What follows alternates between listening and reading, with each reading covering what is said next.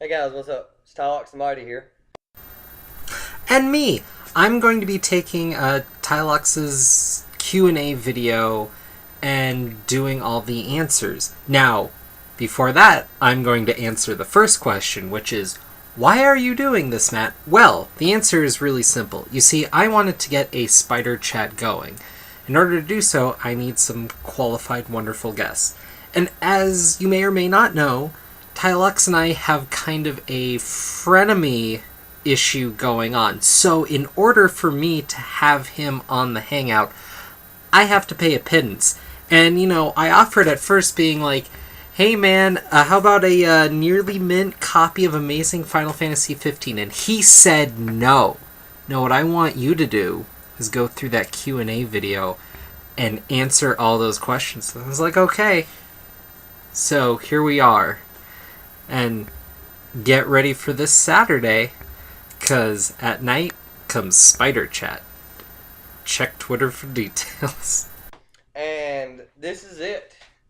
Get you a drink, get you a snack, chill out, be ready to hang out for a minute because this is my 101 question and answer portion. And this is where I answer all your questions that you have asked me. First, let's start off with Drew Carson. Drew Carson asks, what non or small key would I most like to own and why? The small key that I would love to own more than anything else, and I've brought this up a number of times, and it's still out there if anyone ever sees this, Tales of the Teenage Mutant Ninja Turtles, Volume 2, number 70. It is impossible to find. I have now let it slip through my fingers once because I wasn't willing to drop, was it 140 on the issue? I really just want to read it. It technically ties into the Return to New York storyline from early Turtle days. And it's one of two issues I need to complete the Tales of TMNT run. So I really want that issue. If they were to cancel either Deadpool or Spawn forever, which one would you want to continue? I'm actually kind of torn on this. Obviously, I love Deadpool more, but Deadpool's had his best day. The best Deadpool comics have been written. And whereas we're getting some decent stuff now, it's like not just a shade behind, but it's a few shades behind. And Deadpool's never going to quite measure up, right? Whereas Spawn just seems to kind of get bigger and better. And I'm sure there was a day where it may have peaked maybe already because it's gone for a really long time. But I feel like that's the sort of idea, and they've brought in new characters, and that's the sort of character that does a lot more. And it being outside of Marvel and DC, I think there's a lot to be said for Spawn continuing. And if I was to remove myself from the equation, I would say let Spawn go and let Deadpool end, and let Deadpool end with a certain amount of honor. But I'm going to put a caveat on that. If Deadpool's going to end forever, there has to be a big, awesome blowout, closing up shop sort of deal. Wrap up everything you can do, give Deadpool a final, 2-3 years, and then end it, and then, let Spawn go on. That actually, I'd be a lot more excited for that than the other way around. So, yeah, I'm gonna I'm gonna say that. Hey, the next questions come from Sleeper Reader 666. Thank you, Damien. What would your ideal comic shop be like? My ideal comic shop would incentivize you, if you're buying more comics, to buy more and not necessarily have to pre-order. But if you're getting, like 10 comics in a week or something, you get a substantial discount, and it kind of encourages you to buy more. My ideal comic shop would allow a certain amount of trade-in with ease, allowing you to kind of ditch comics you don't want. And if you're trading in so much, you get so much credit, and that way you can just put it towards comics you want. My ideal comic shop would be willing to take a certain amount of profit, but realize that there are discount sites, and really try to balance the prices around that, but there'd be an understanding that's a brick and mortar shop that has to keep itself up. Also, cool clientele. It would have its own YouTube channel to kind of push what it thinks will be great for the week, and have a stunning personality. And, be well lit and focus on the comics. And the second one, what would your advice to a brand new reader or collector be? I think Tylox did an excellent job answering this question, and frankly, he's closer to it than I am. My advice to new readers would be to go with what you think you're interested in and branch out when you're ready to move on. Don't feel like you need to buy everything and take every recommendation. I would also really recommend you to try to get whatever you're reading the cheapest way possible. If you're really dipping your toe in whatnot, there's no reason to go for any extravagance. And take advantage of some stuff that some later readers can't. There's kind of bargain bags of old comics that you can get for $1. That wouldn't mean a lot, but there might be some cool stuff in there. Or if there's a trade sale on some stuff, maybe that's a great way to dip your toe in because the trades are only a few dollars a pop. Experiment, but don't try to make it a cost thing. Like, try to make it about the reading as much as possible. That's my biggest advice. Thank you, Damien. I knew you were going to ask me at least one question that made me scratch my head. Damien asks me a lot of questions that make me scratch my head. And frankly, I think he's done it to himself one too many times, so... Captain Cummings leaves one question, and it says, what's a book that you never thought you would own because of rarity or price? Because I've been collecting a long time, that perception's kind of changed. When I was much younger, there's one book I really wanted because I'd been reading about it in Wizard a lot and heard about it. And I never thought I was going to get a copy because I normally would see it around like $30 or whatever. But what I found on the wall at my comic shop one day was this. And it was on the wall. And you'll notice I have the tape on the outside here. That's how I have my comics. I don't know why people do it the other way. I just find it easier to get in and out. Doesn't display as nice. I buy my comics to read. It's easier to get in and out. Anyways, you'll see here it still has the sticker. This is still the same case. And it's glaring like hell, so you can't see it. I'm sorry. It says $15. That was that was a lot for me back when. It still is now for a single issue. This is more than a single issue. And I don't know if I would have done it now, but this is something that I really am glad I did end up getting. This is a really powerful comic. This is a great part of comics history. I know it's been in a few different collections now. It's definitely something I would recommend to read. Another thing I never thought I was going to get about price, but then internet comic sites really came along, and there's a bunch of different sites you can find for like discount trades and something. And so I never thought I was going to get an Absolute comic, but one thing I really did want was this, and this is the Absolute Sandman. This is volume 1. There's 5 volumes.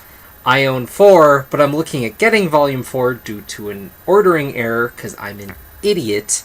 Anyways, that actually is back-ordered right now. I'm really hoping it comes through. But that is a collection I never would have thought I would have had. It's still pricey, but the recoloring of this and the back matter, and there's a lot of comics I wouldn't want like this, but man, having the Sandman in this kind of a collection just felt right, and I'm so glad I was able to do that. So there you be. Thank you, Captain. Mercy's Little Show asks, who is the best doctor in comics?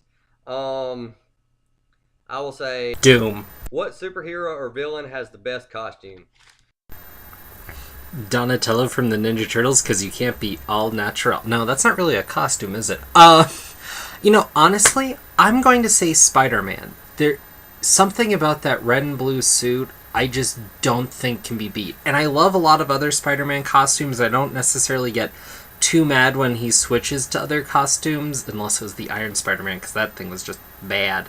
But by and large, that classic Spider-Man suit, I just can't think of anything that tops it. With the mohawk and everything. What is your favorite pizza topping? Okay, this is important. Now, generally pepperoni, of course. Come on. What? No, that's not even a question, unless you're my girlfriend. But if you're here, there's a place called Abo's that's kind of all around. It's like a local chain, I think. I don't think it goes too far. But they have a sausage that's designed like a pepperoni that is the best. And that is my number one topping that's so specific. So, yes. And the last question is boxers or briefs? Well, like Nick Fury, I'm going Howling Commando. Next, I have 2 questions. Thank you, Mercy. From Stacy Poole S. And the first question is: in a zombie apocalypse, what would be my weapon of choice? I'm guessing is what this was supposed to say. Now, of course, when you're talking about weaponry, it's important to keep in mind your variations. I honestly believe you should be best with open hand. You should just know how to defend yourself. However, if you're going to talk melee, I think these are about your best bet. These are a bow staff. These are screama sticks. I mean, obviously, these are designed to take a punishment, but they emulate just long sticks. There's a lot you can do with these. I'm somewhat professionally trained. I'm not as good as I used to be, but there's a lot you can do with a couple rattan sticks to hurt a man. So that is answer 1. Answer 2 is the bow. I've been training. I have my accuracy up. There's a lot to be said for using a bow over a gun. In some ways not. It's kind of a weird weapon, but from a distance, I much prefer this to a firearm for a great many reasons. I have a lot of problems with firearms. So, there you be. What would be my survival tactic? To be alone or with a group? Okay, look, there is a reason we live in a society. Okay, of course you want to go with a group. Going alone is just completely wrong. However, in a pure survival situation, who gets to stick around gets to be a delicate process, and you're going to have to get rough. And look, that's why you need a leader to make the hard decisions. May not look like I'm working hard, but I'm deciding for the rest of everybody, and that's a stress that no one else wants to deal with, and that's why I drink, okay? Next we have hashtag nerd swag, Steven Savelli. Steven Savelli asked me 3 questions. One is, as a kid, what was your favorite cartoon show? Look, as a kid, it wasn't even a question. It was Ninja Turtles. Yeah. Number 2, number 2, who was your favorite pro wrestler of the 90s? I never really got into wrestling. Someone was like Hulk Hogan. I don't know. But I will say this. For the longest time, I was one of those jerks who was like, wrestling isn't real, right? And I have recently had my whole head re-examined on that exact topic, specifically because of the Max Landis video that just came out. So check that out if you're interested in that at all, or not even really, and just want some good YouTube to check out. Yeah, Wrestling Isn't Real is the title, so there you be. Number 3, Aquaman or Black Panther? Who would you start a superhero group with, and why? Okay, I see where you're going here. They're both monarchs, they both have resources, they're both, not American based, so you don't have initial allegiances. Now, there's a lot of things to factor in, but the most important one for me is I fucking hate water-based characters. I don't know why. I don't really know why, but they always bug the crap out of me. They always have the worst personalities, and they're always just the worst. So, but But that aside, Black Panther? Oh man, Black Panther. He's got all kinds of stuff going on. I mean, you're talking about resources, but I mean a rare precious metal that no one else has access to, although technically it's not in the Marvel Universe, but it's still in the Marvel Universe. Yeah. But, oh my god. He also has so much at his disposal. There's, all the religious implications. He's such an amazing, cunning leader. He's a character I've learned to have a great amount of respect for. Black Panther always. Yes, thank you, Stephen Savelli, for the questions. The next question comes from Bearded Nun, and she asked me, where am I from? Colorado. The next two questions come from Michael Jocko. Michael asks, you guys should check out all these channels, by the way. All these people are really awesome. What top 5 superhero versus superhero battles would you like to see? Alright, this list degrades pretty quickly, but here we go. I'd like to see Multiple Man versus Psycho Pirate, because I'd like to see someone who can just keep going versus someone who's, manipulating everything around him. I think that would create a really awesome fight with a lot of crazy implications. I think he could do something really cool with that. I would love to see the Taskmaster versus Deathstroke, because that would be a drop-down fight. Someone who has all these styles and all these things at his disposal versus someone who can constantly adapt to it versus someone who's supposedly a super soldier and always manipulating on the fly. That would be a really amazing one. The next one is Jack Hawksmoor versus the Swamp Thing. Now, this is one that actually could happen because the rights are all in the same place. So, I mean, someone who's the king of the cities versus someone who has kind of mastery of plants, I think it would create... And both of them, like Jack Hawksmoor, talks to the cities like they're goddesses, in a way. And Swamp Thing, has some... I haven't heard of that much, but I think there's something there. I think that'd be really interesting. The next one, because I'm a pig, Harley Quinn versus Black Widow. And then I think the one fight we all need to see is Superman versus Running with Comics. Number 2, how long have you been collecting comics? How long have I been reading comics? So,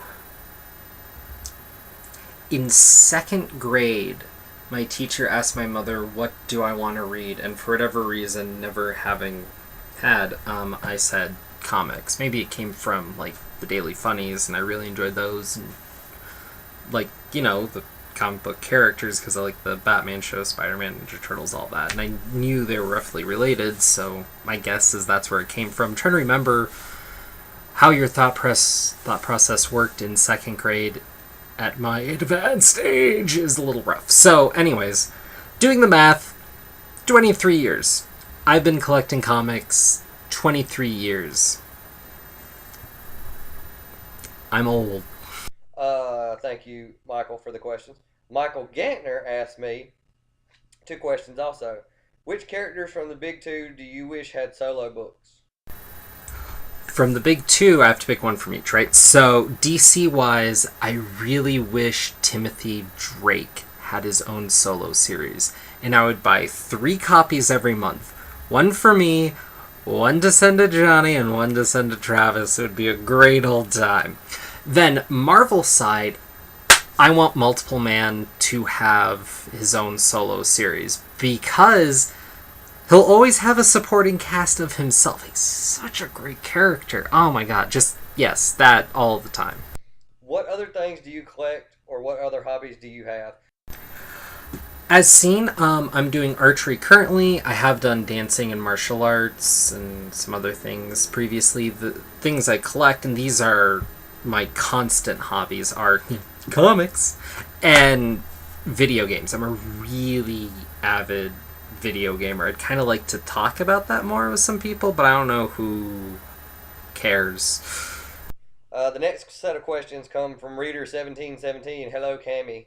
Cammy asked me 4 questions. Yes, 4 questions. And Cammy asked me, number 1, Do you have a comic tone? If so, let's see that bad boy.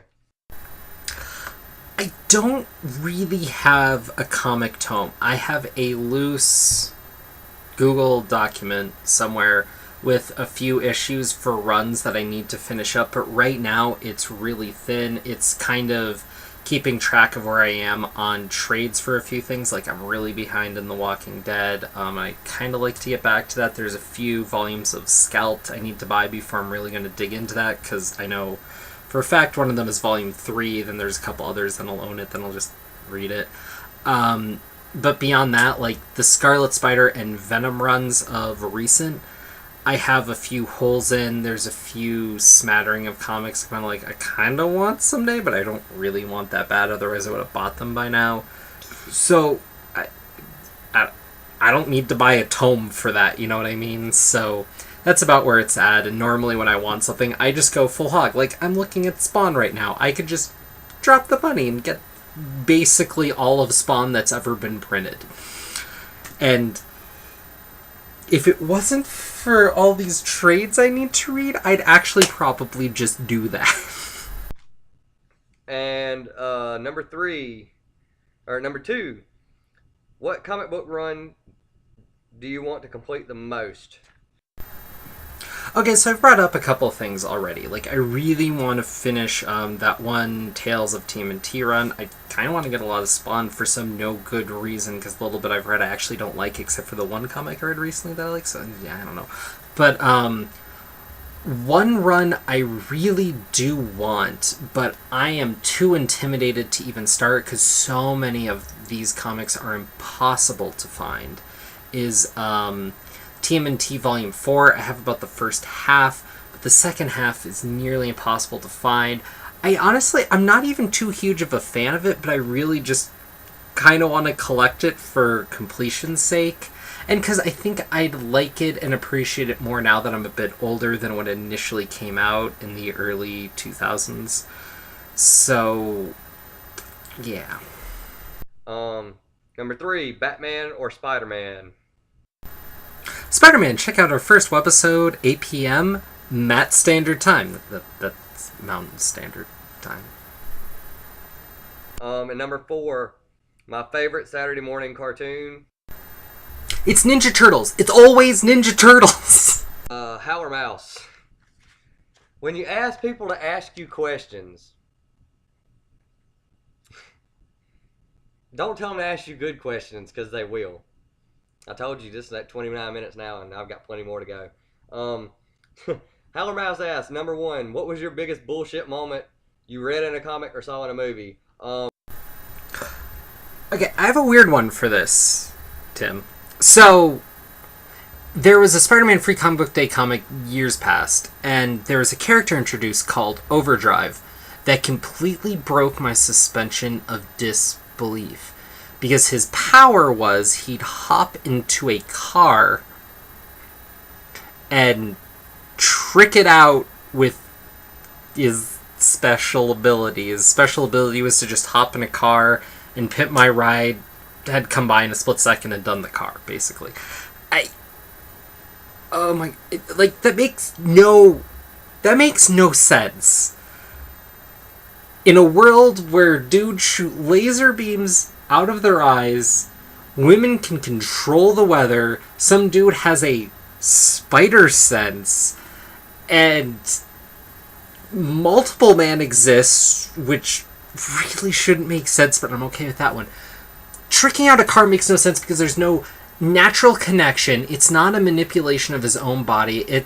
Why can he only trick out cars? Like, why can he only manipulate that versus, like, I don't know. I think he can do motorcycles too, but it's like vehicles, right? Like, he can't get into a home and, like, instantly redecorate it or something. Like, it just... Why? No, I'm not okay with it. And then the characters in Superior Foes of Spider-Man, so he's probably going to grow on me as I read through more of that. But, that was my biggest BS moment that I can think of. That just bugged the crap out of me. Number 2, I don't know Superman stuff, man. Why didn't Jor-El put all the Kryptonians in the Phantom Zone, go to Earth himself, instead of letting them all die and putting his baby in a rocket? To piss off Running with Comics? No, I actually think the reason for this, I feel like there had to be some issue actually talking about this, but my best guess, and why it makes sense to me, is this. The Phantom Zone has always been regulated to kind of the Kryptonian prison, right? Like, you're there, but you can't really do anything. You're kind of in a weird ethereal state, was my understanding. The Superman Unchained changed that, but let's just not use the New 52 for Superman to understand it, because who wants to? So, the Phantom Zone has always been regulated to, like, this weird prison state where these people have to, like, interact with each other and nothing really changes, and it's just kind of this weird kind of punishment. And so no one wants to live like that. Because, I mean, it's not like Jor-El had the only access to the Phantom Zone. Like, that was a Kryptonian deal. I'm sure there was some level of access. But if they wanted to be there, because Zod and all of them were already there, right, along with all the other prisoners, like, that was already there, that's already established. So if they wanted to, if that was an option that surely had to have occurred to them, though maybe not the writers, but they would have done that. But do you want to live in a punitive state forever, or would you rather just go with your home, as it were? I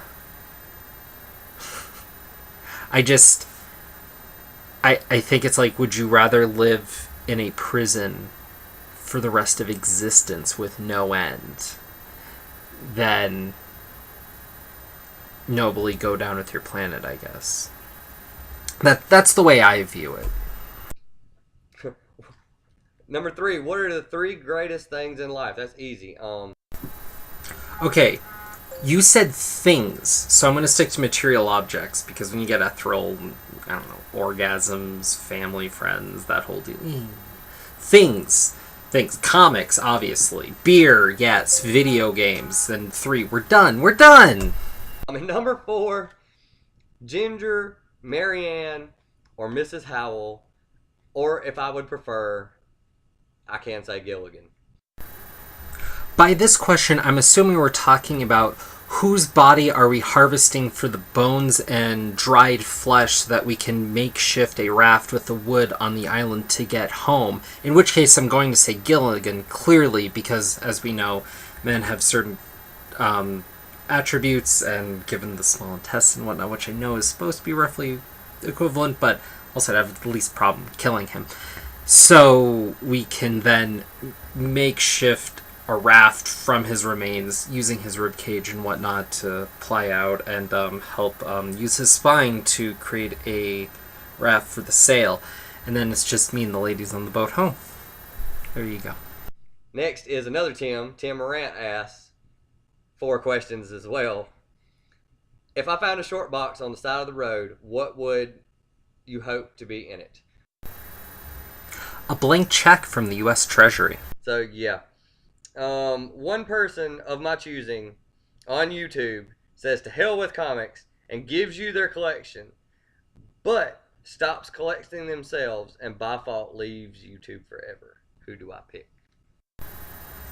So, this is hard. I kind of want to bypass the question, be like myself, nerd, but one person whose collection I really like to dig through, because I feel like they have so much stuff that I'd never really be able to find on my own, wouldn't know where to look, is Sleepy Reader.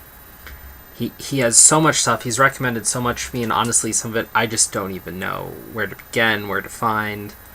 So, like, yeah, but no Sleepy Reader videos? Oh, that's rough. So if I have to kind of go for the most amount of comics and shutting someone up, DaCosta. Yeah, come on.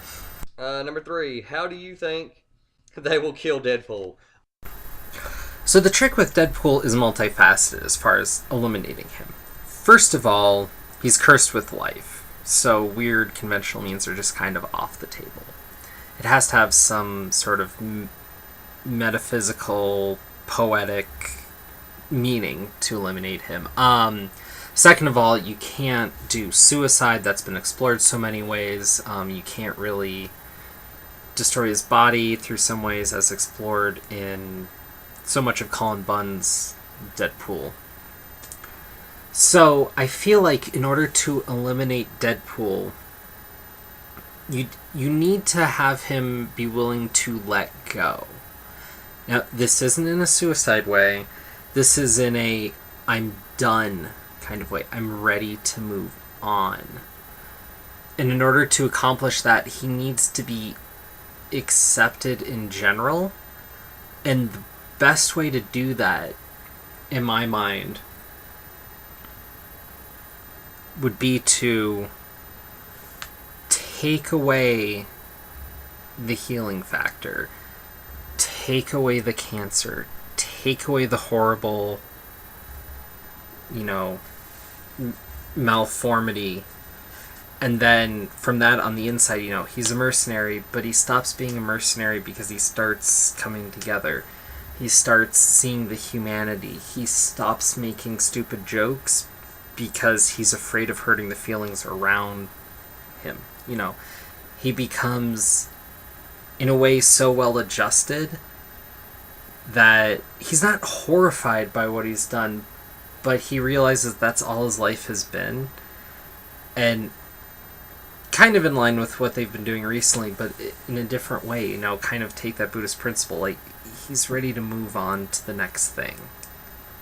And then from there, you just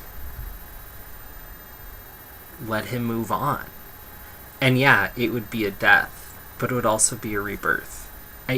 I feel like you need to have that kind of moment in order to wrap up Deadpool completely, which would be a great way to end him, and then we can let Spawn continue. This is all coming together. 4, one person writes all the comics from now on. Who do you pick? This week, I'm so tempted to put that on Kevin Eastman, but I've never seen him tackle a property outside of his own, which would make me too hesitant for that pick. Tylox said he wouldn't want to do Dan Slott. Dan Slott is a really tempting pick. I mean, he keeps going with Spider-Man. I think that's impressive. I know he's done some impressive stuff with Batman. He's done some really cool stuff with the Ninja Turtles. He's done some really cool stuff with the Avengers as well. As a matter of fact, his Avengers run is the only one that I've ever completed. I mean, and other people continued from him, but his Initiative Avengers stuff is the only Avengers that I've ever really been invested in. He's a really strong choice. Straczynski, I think, does a lot of stuff, but you'd have to give him his run. No weird editorial stuff, but at the same time, Superman, Wonder Woman, not so much.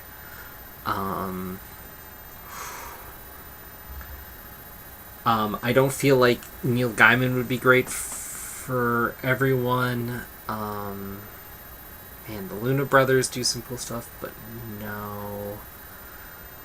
You know who I would pick, who isn't always great, but who's never really bad and always has something interesting to say, no matter the character? And he's definitely had some not so great stuff lately, but is never bad. Mark Waid. Mark Waid never seems to completely miss. That's who I'd pick. Scott X1307 asks 5 questions. Top 3 guitarists. Top 3 bands. Clapton, B.B. King, and I'm going to say Brandon Lendelius, who is the guitarist for my favorite bands. So there you go. Most sought after silver, bronze, and modern age key.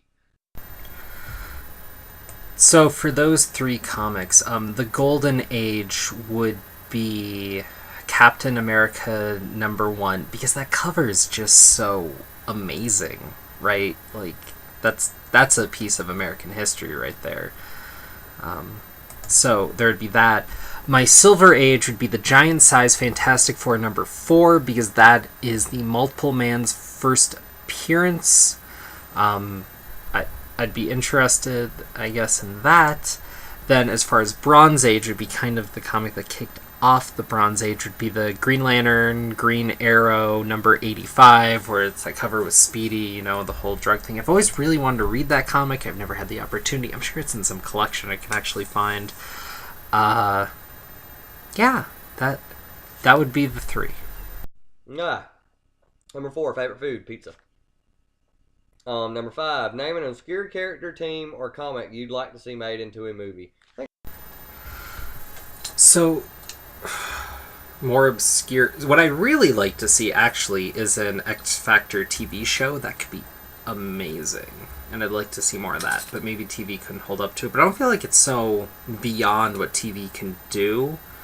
I mean, with what I've seen, it would be more about them actually bothering to keep the tone. It would be more if the TV could hold the writing and not in a, explicit sense, but in a not dumbing down for the lowest common denominator. But as far as a movie that I would like to see, I actually feel like Concrete could make a better movie than it could a comic in a lot of ways, which is a weird thing to say because there's a lot of introspection. But I feel like there's so much just talking moments and kind of this juxtaposition between, this man encased in this body and the real world going around him that I feel like film could be a more powerful medium to display that than comics could be in some ways. It would take a really special script, but I feel that could be cool. Also, to go more Marvel DC, in kind of a similar vein, actually, would be Clayface as a movie on his own right. I think it would be really interesting to explore the idea of this actor who can become anyone who he wants to be. I think that could be a really neat flick. And to be honest, you could take away the Clayface and just make that movie and not have to deal with the copyright issues. Ventamania asked me 5 questions. Number 1, thank you, Scott, for the questions. What is one comic book series that people rave about that you tried and just didn't like? Rat Queens. I don't like that kind of D&D churned into a comic sort of thing. It just doesn't do anything for me. It's not my vibe. I can see why people like it, and it's actually funny because outside of the community, I actually had someone talk to me recently and they're like, oh yeah, I really like Rat Queens. I'm like, oh, that's nice. I just, it's not a comic that's for me, and that's fine. It's just not for me in any way. What's one book you picked up at an absolute bargain price?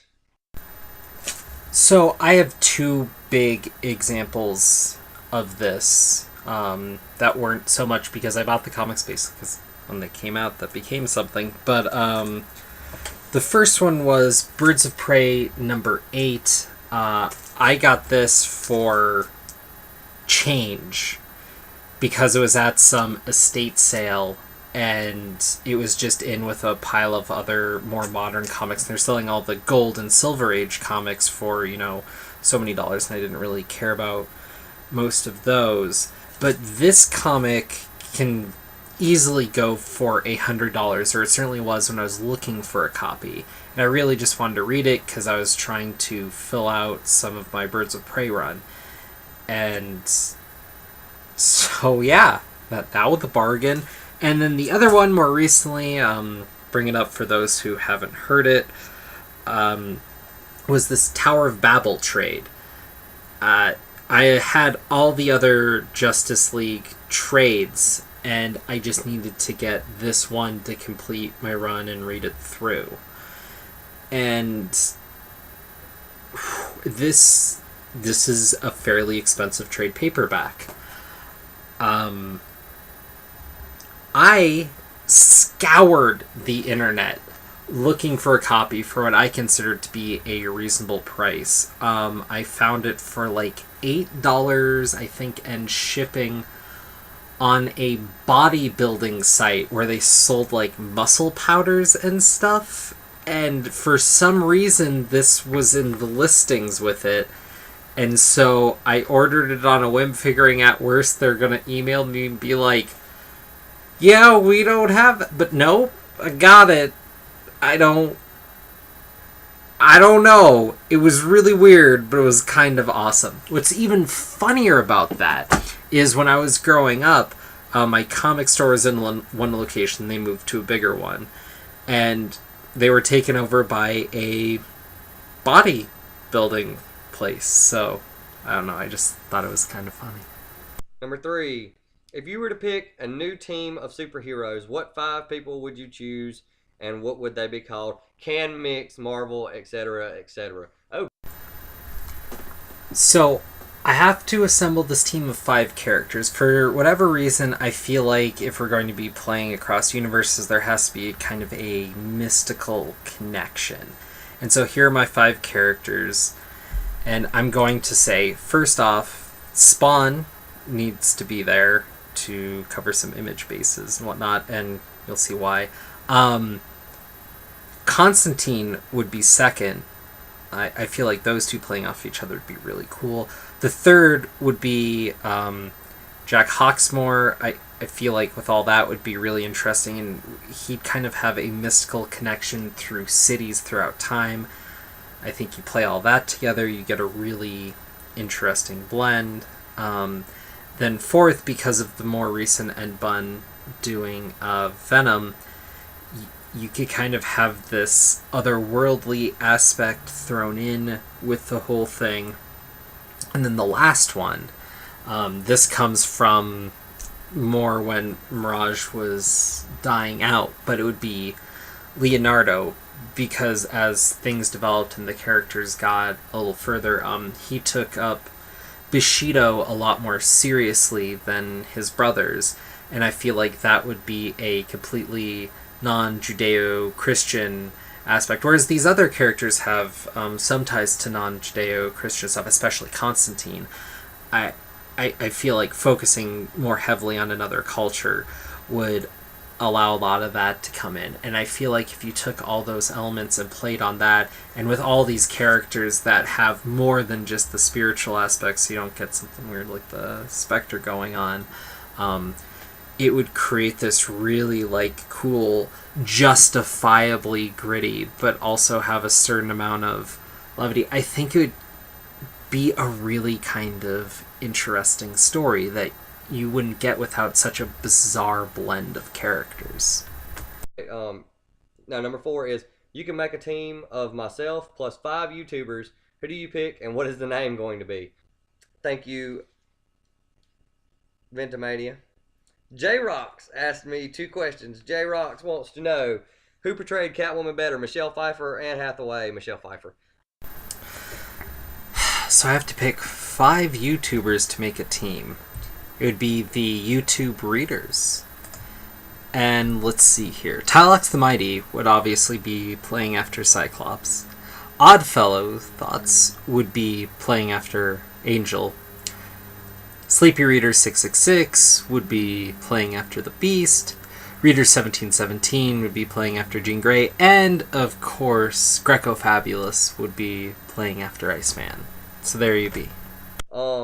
And number 2, Xbox or PlayStation. So I've actually become far, far more of a PC gamer. I'm on Steam all the time. If you want to play Steam games with me, let me know. As far as between the 2 major consoles, because even before that, I am loving my Wii U, and I think the Wii U is a terrible console, but it has the greatest number of great games for this next generation.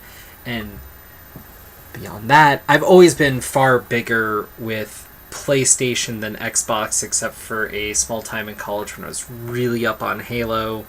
So yeah, PlayStation overall, especially now. There's so many great games you can get, talking PS3, PS2 wise, that just Xbox and 360 weren't available. The exclusives are becoming thinner and thinner, and it just seems more ridiculous to kind of pick between the two. So, yeah. We'll see how people break down once Bloodborne comes out, and I'm really interested to see. Metal Gear would have been a bigger thing, but it's going to be a PC so soon after. I don't know, man. Video games are going to a weird spot, and that's going to be crazy. Kevin's Comics asked me one question. What is the first comic I ever bought? And can we see it? Here it is. I actually tweeted this out yesterday. This is beat up as hell. This was my first comic. It's ironic because it's about the Scarecrow taking away people's ability to read, and I learned a lot about reading with this comic. So, yeah. Stacy Gallagher asked 2 questions. As well as collecting modern titles, what old age books would you like to have lots of? Example, Golden Age, Silver Age. If I could just will myself into having a lot of older comics, which isn't so much my speed, but some of the older Turtles, I guess, but that's not really that old. I'd really like to get some of the old horror and sci-fi stuff, just because you don't get stuff like that anymore. Character-wise, I'd be interested to get some old Green Arrow comics and kind of see the evolution of that character, because I'm more interested in him than most DC characters. Barbara Gordon in some ways, but maybe not so much. Black Canary, definitely. I'd like to see more of the evolution of her. Marvel-wise, people have got me interested in some older Fantastic Four. I think that could be cool to check out. Some of the older Punisher comics, I've never really delved so much into the Punisher. I think there could be some cool stuff there. Of course, I'd love to have a buttload of old X-Men and Spider-Man, but, you know, if I really wanted to, especially X-Men and Spider-Man, I would have, but, yeah. So, yeah. Number 2, what toys would you like to have lots of? So I don't really do toys, but there were a couple things that sprung to mind. The first is with the first Ninja Turtles movie, they released a set of Ninja Turtle toys that I'd actually really like to get. All the Ninja Turtles were really like rubbery, and you could kind of do some weird stuff with them, and I haven't seen anything like that since. And I think having 4 of them, putting that on display, that could actually be really cool. I think those were cool, and those were super unique. The second is, they once, and why they haven't again, I don't know, they once published a Spider-Man toy, and it's not so much that it's Spider-Man, but it had like 100 points of articulation. There hasn't been a toy with really that much sense, at least not in my awareness, and it was bought up primarily not by people looking for toys, but for artists looking for a model, because you know those like weird little dummies that you can get that you can kind of move around and pose to? This toy they were able to take and do a lot more complex poses with, and when it was just on the stands for market price, whatever, it was actually very well priced for them to kind of have this kind of tool in front of them. Now, it's become more of a collector's item because a lot of artists found that it was worth, you know, more than just whatever it was retailed at, and were willing to pay a bit more, and then collectors kind of got in the mix, and it just kind of escalated into this thing. And why they have never printed this again is beyond my mind, because people want this and they don't care about the color. Like, there's so much want for this kind of a thing, and so they've never done that. I'd really like to have that, because it's something I guess I know a little bit about. It would be cool, I guess. I don't know. There you go. Those are the 2 toy things that came to mind. And lastly, and leastly, what We Love Comics wants to know, what is the fastest animal on Earth? A peregrine falcon with the Speed Force. That is it, you guys. That is almost an hour long of me answering questions.